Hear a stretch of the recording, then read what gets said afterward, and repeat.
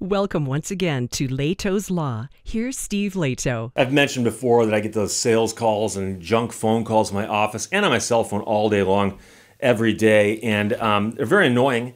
And quite often they're pitching stuff like, I don't know, knee braces or extended warranties for your car.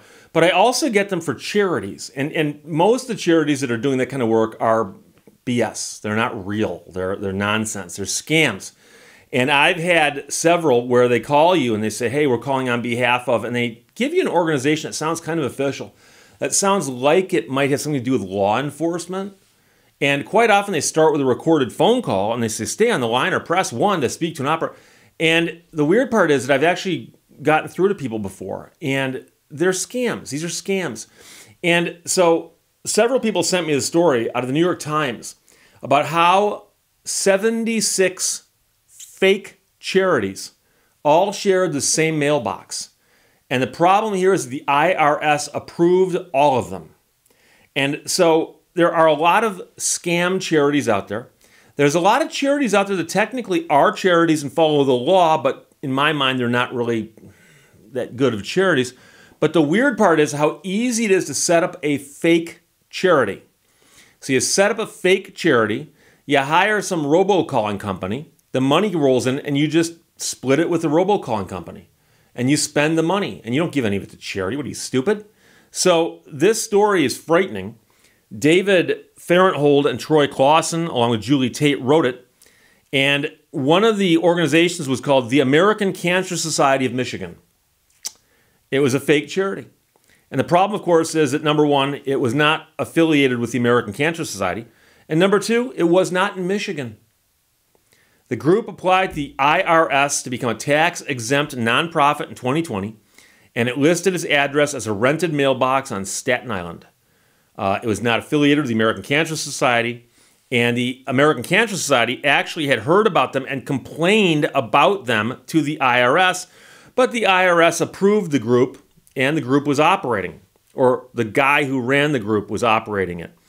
Soon after, the IRS also approved another operation run by the same man, the United Way of Ohio. It was not in Ohio, it was in Staten Island, same P.O. box. It was not affiliated with the United Way. Now, the man behind all of these is 63 years old. He's now accused by prosecutors in New York of operating a long-running charity fraud that has astounded regulators and watchdogs, and it raises concerns about how the IRS approves nonprofits.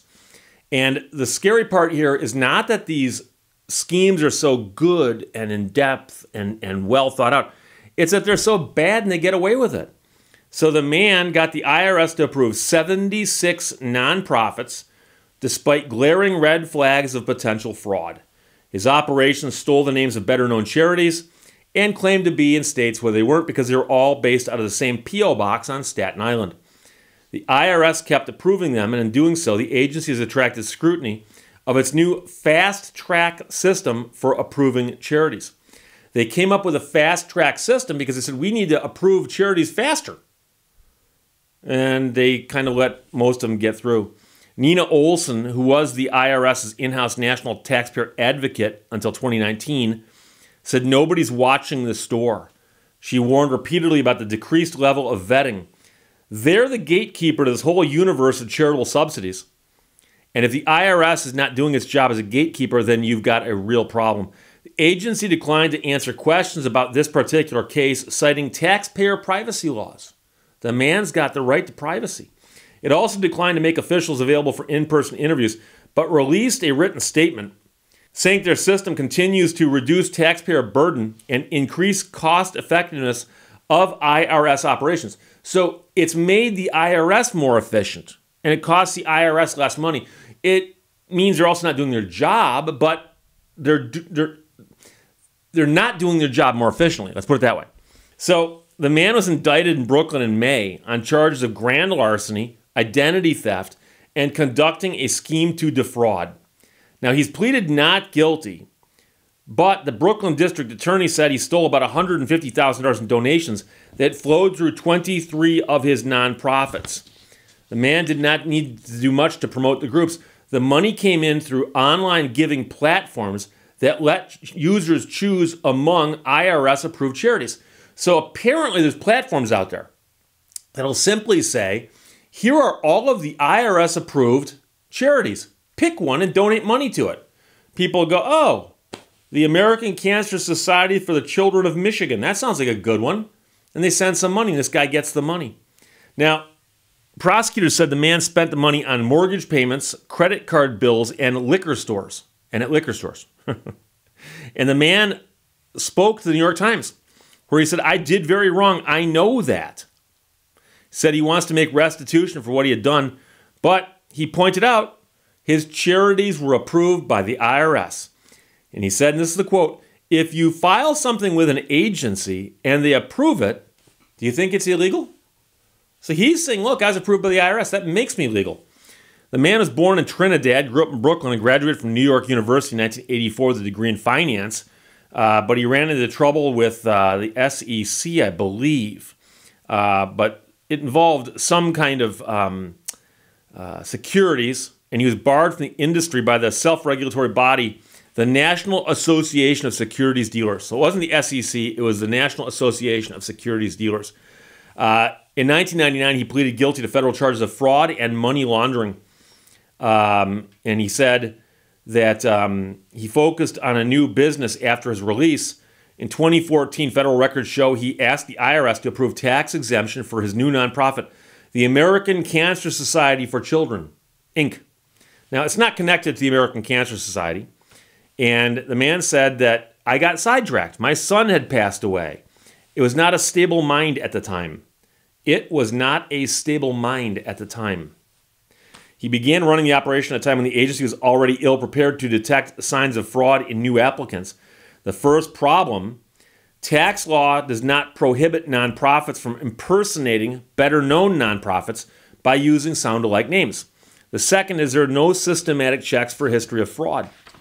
So the IRS bureaucracy once offered a powerful weapon against potential fraudsters because they used to examine the applications more carefully and reject the ones that were obviously fraud.